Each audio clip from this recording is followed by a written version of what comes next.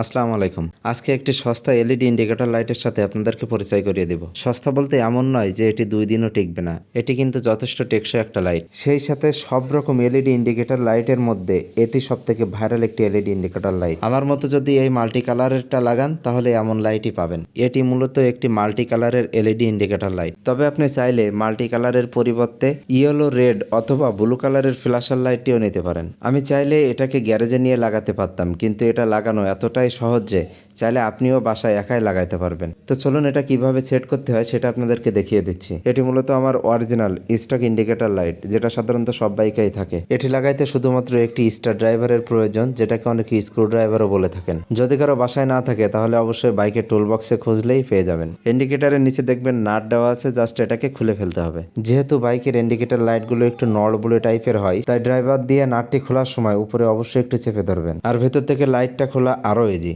বাসাবাড়িতে আমরা যেভাবে বাল্ব খোলার জন্য একটু ভেতরে চাপ দিয়ে বামে অথবা ডানে যেদিকে ফাঁকা থাকে সেদিকে মোড়া দিই, ঠিক একইভাবে একটু ভেতরের দিকে চাপ দিয়ে বামে অথবা ডানে মোড়া দিলে এটা রিল্যাক্সে খুলে চলে আসবে। বাল্বটির বামে এবং ডানে যেহেতু দুইটা ঘাট আছে, সেহেতু এটি মোড়া দিয়ে ফাঁকা জায়গায় যখন ঘাটটি আসবে তখন বাইরের দিকে টান দেবেন, না হলে ভেঙে দেওয়ার সম্ভাবনা আছে। অরিজিনাল বাল্বটি খোলার পরে অবশ্যই আপনি যেটা বাজার থেকে কিনেছেন সেটা একই রকম আছে কিনা, অর্থাৎ পিন দুইটা সেম কিনা সেদিকে অবশ্যই লক্ষ্য রাখবেন। আর এই এলইডি ইন্ডিকেটরটি লাগানোর প্রসেসটা কিন্তু একেবারেই সেম।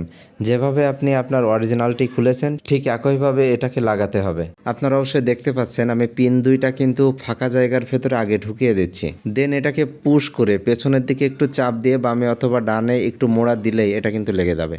বামে অথবা ডানে মোড়া দেওয়ার সময় যখন একটু টাইট ফিল করবেন তখন এটিকে ওইভাবেই রেখে দিন, কারণ এটি দুই দিক দিয়ে মোড়া দিয়েই খোলা যায়। দেখতে পাচ্ছেন আমার লাগানো কমপ্লিট। এখন এই কভারের মধ্যে যে ফাঁকা জায়গাটি আছে, এই ফাঁকা জায়গাটির মধ্যে এলইডি লাইটটি প্রবেশ করিয়ে তারপরে আমরা স্ক্রুটি টাইট করব।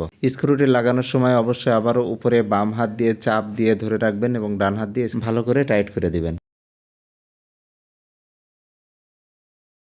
এই ইন্ডিকেটর ভাল্বগুলো যেহেতু অরিজিনাল, সেহেতু ভবিষ্যতের প্রয়োজনের জন্য, অর্থাৎ আবারও এগুলো যদি লাগানোর প্রয়োজন হয় সেজন্য আমি আবার সুন্দর করে তুলে রেখে দিচ্ছি।